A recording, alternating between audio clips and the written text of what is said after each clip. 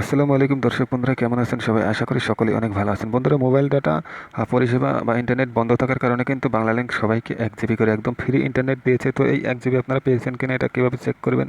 এবং এটার মেয়াদ কিন্তু 7 দিন দেওয়া হয়েছে। অবশ্যই কিন্তু সকল বাংলালিংক গ্রাহকরা এটা পেয়ে যাবেন, বাংলাদেশের সকলেই কিন্তু পাবেন, যাদের যাদের বাংলালিংক সিম আছে। তো এটা আপনার সিমে পেয়েছেন কিনা বা এসেছে কিনা এটা দেখার জন্য অবশ্যই আপনারা ডায়াল করবেন *121*1 এটা তুলে আপনারা আপনাদের যে বাংলালিংক সিম আছে সেটাতে ডায়াল করে দেবেন।